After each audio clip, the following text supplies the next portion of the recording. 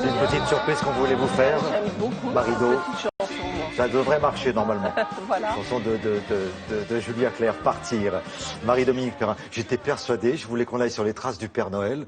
Et j'étais persuadé, c'est pour ça que j'ai naïvement qu'on allait partir Voilà. en Laponie. Tout le monde le pense. Et l'origine du Père Noël n'est pas du tout en Laponie, contrairement, bon, il a voyagé au fil des siècles, hein, Bien sûr. mais ça se passe en Turquie. Vous savez bien qu'en Alsace, par exemple, on fête Saint-Nicolas. Dans les pays de l'Est, on fête Saint-Nicolas.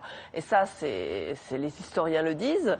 L'origine du Père Noël, c'est Saint-Nicolas. Et Saint-Nicolas était évêque de Myra, l'actuelle d'Emré. Ça se passait sur la côte lycienne. Ça s'appelait d'ailleurs la Lycie à l'époque. Et la Lycie, si vous voulez, c'est en gros autour de Fétillé, Antalya, par là.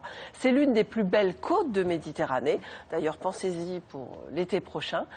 Et en fait, Nicolas était issu d'une famille très aisée.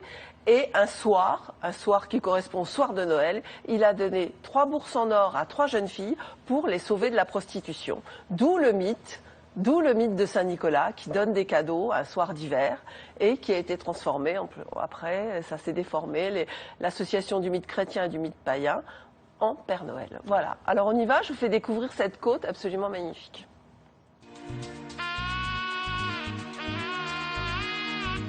Mystérieuse Lycie qui attire en été les amoureux de la Méditerranée. Ici, l'histoire et la mémoire s'inscrivent dans la pierre. Depuis des millénaires, les chèvres sont les gardiennes de ces sanctuaires longtemps oubliés, bousculés par les siècles et les tremblements de terre. Tombeaux en forme de carènes de navires renversés, tombeaux rupestres au flanc des derniers soubresauts du Taurus, de Caonus à Myra. La côte lycienne est aussi l'un des berceaux de la chrétienté, une terre biblique qui vit naître Saint Nicolas.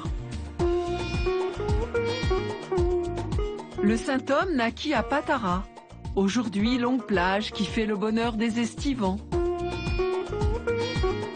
Y subsistent quelques vestiges romains émergeant des roseaux. Saint Paul était passé par là, quelques 350 ans plus tôt, lors de son dernier périple en Asie mineure. L'histoire retiendra surtout de Nicolas qu'il fut évêque de Myra, l'actuelle d'Emré.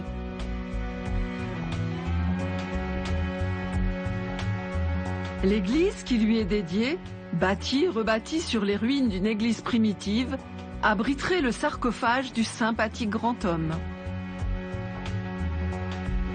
La légende lui attribue en effet d'être à l'origine du mythe du Père Noël pour avoir déposé, un soir d'hiver de l'an 400, une bourse bien garnie sur le rebord d'une fenêtre afin de doter 3 jeunes filles pauvres et de les délivrer de la prostitution. L'Église se souviendra, elle, de quelques miracles plus convaincants.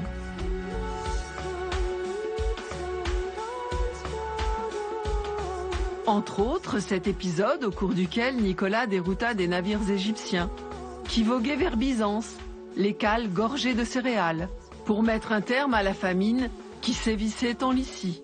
Il aurait prélevé 1 quintal par cargaison. Or, à leur arrivée à Byzance, il ne manquait pas un seul grain.